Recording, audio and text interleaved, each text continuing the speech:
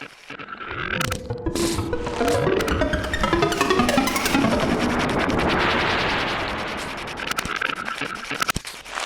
video will show how to clock and reset TEMPI from your DAW. This requires an audio interface with at least 2 outputs in addition to the monitor outputs. Also, make sure you have the latest firmware for TEMPI for the most solid timing. In the description you will find a link to the file modularpulse.wave. This is a sound file that consists of a single cycle waveform that can be used as a trigger. I'm going to demonstrate using Ableton Live and its built-in instrument, Simpler. I have also attached the Simpler preset from this video if you don't want to set it up yourself. But this could be done in a similar fashion with any DAW and sample player. We'll start by making a new MIDI track. Navigate to the Instruments category and drop a Simpler onto this track. Best practice would be to put the Modular Pulse sample in your user library. Now we'll drag and drop the sample onto the Simpler.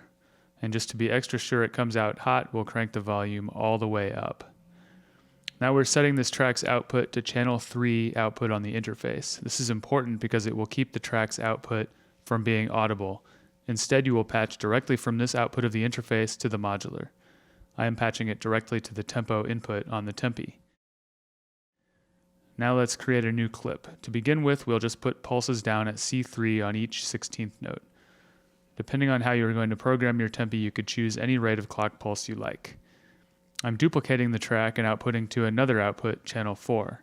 Instead of a stream of triggers, we are going to make just one trigger. This will be our start trigger.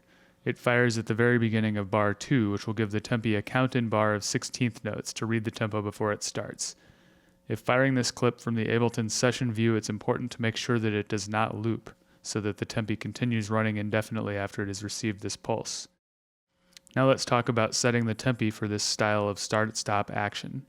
We'll go to the Program Edit page and set Run Stop for all channels by pressing button 5 until it is blue. Also, we want Run Stop toggled, which is button 6 off. We can test this out by patching a channel to control something audible and gating the mod input. One gate starts it, the next stops it. Let's go ahead and save all so that this setup will remain on through power cycle.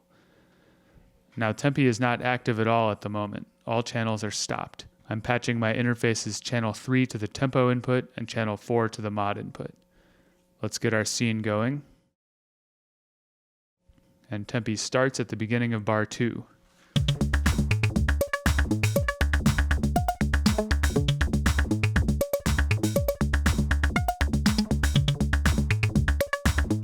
We could also create a scene with nothing in it except a single pulse to channel 4.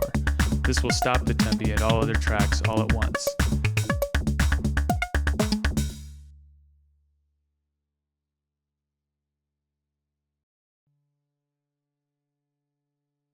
Start.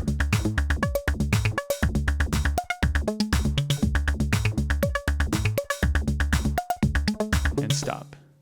In the video description you will find the pulse wave file as well as a zip file that contains the wave file and this simpler instrument.